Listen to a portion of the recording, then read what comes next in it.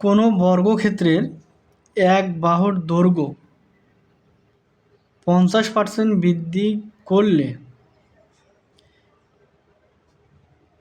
এর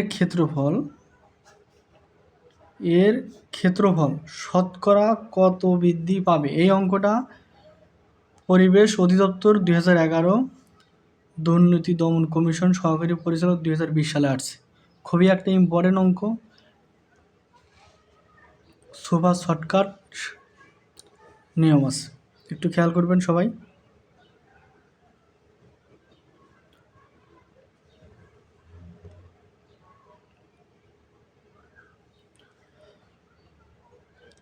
আমরা এটা এইভাবে লিখতে পারবো, a প্লাস বি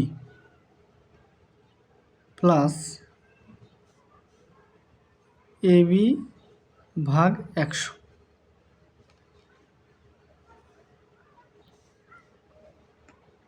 এখন জাস্ট আমরা মান বসাই দেব, তাহলে অঙ্ক আমাদের শেষ হবে। এখানে শুধু মান একটাই দেওয়া আছে, কোনো বর্গক্ষেত্রে এক বাহুর দৈর্ঘ্য 50%, এছাড়া কোনো সংখ্যা নাই, অর্থাৎ একটাই আছে, সেটা হলো 50। এখন আমরা দৈর্ঘ্যটা বসাই 50%।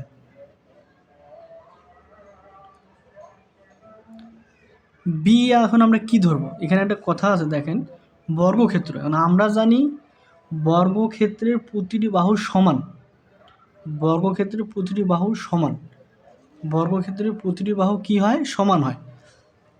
তাহলে এর মানও 50, বি এর মানও 50। 50 কেন হলো? যেহেতু বর্গক্ষেত্রের প্রতিটি বাহু সমান হয়, সেজন্য 50 হয়েছে, অর্থাৎ এর মানও যা, বি এর মানও তা। এখন এই যে এ বি ওইটাই, জাস্ট ওইটাই আমরা কিছু জাস্ট গুণ করে দেব। 50 গুণন, বাংলা ইংলিশ হয়ে গেছে, দুঃখিত, 100।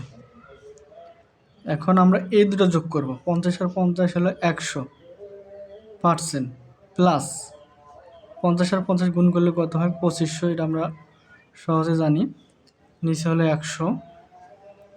এখন আমরা এটা যেটা কাটাকাটি করা যায়, তো 100 গুণন 25, তাহলে যায় কত? 25 বাদ, 100-র সঙ্গে থাকতেছে আপনার 25 যোগ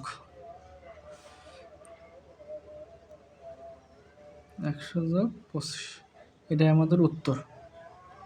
আশা করি সবাই বুঝতে পারছেন। আরেকটি বিষয় আরেকবার বলি, হয়তো অনেকে বলতেছেন যে 50 দুইবার কিভাবে হলো?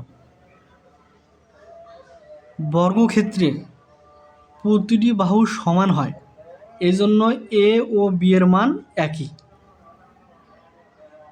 এরপরে যদি কারো কোনো জিজ্ঞাসা থাকে, কমেন্টে প্রশ্ন করিয়েন, আশা করি উত্তর দিয়ে দেব। সবাই ভালো থাকবেন। আসসালামু আলাইকুম।